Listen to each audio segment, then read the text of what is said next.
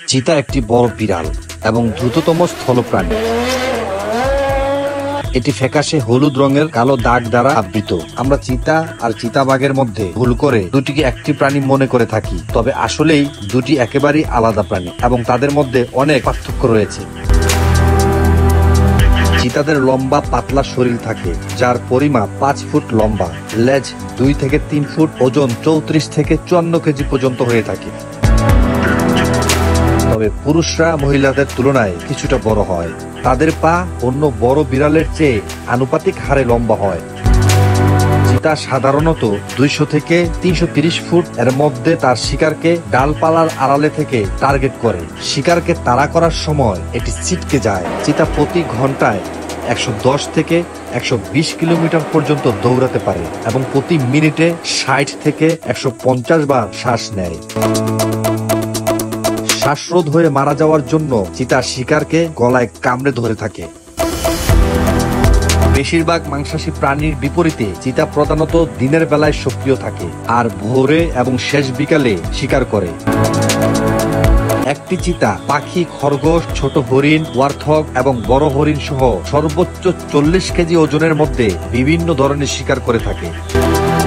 সিংহ, চিতাবাঘ, শিয়াল এবং হায়নার মতো প্রতিযোগীদের কাছ থেকে শিকার হারানো এড়াতে সাধারণত শিকারকে দ্রুত খায় এবং খাবারের অবশিষ্ট নিয়ে গাছে লুকিয়ে রাখে।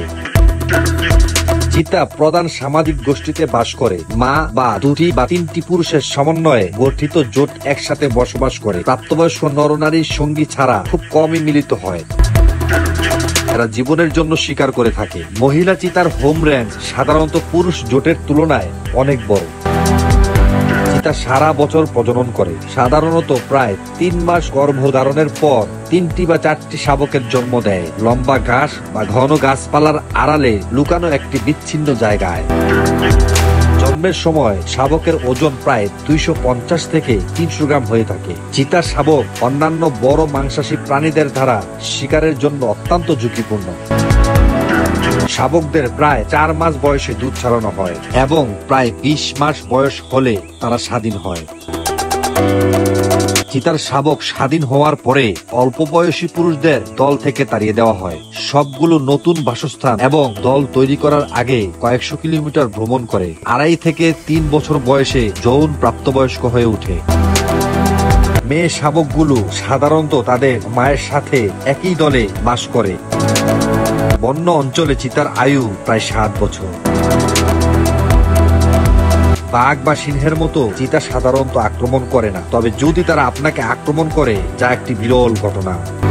চিতা, বাঘ, সিংহ আক্রমণ করলে আপনার করণীয় কি? এই বিষয়ে ভিডিও দেখতে চাইলে এবং চিতাবাঘ সম্পর্কে জানতে চাইলে কমেন্ট করুন। এরকম আরো তথ্যমূলক ভিডিও পেতে চ্যানেলটি সাবস্ক্রাইব করে পাশে থাকুন। ধন্যবাদ সবাইকে।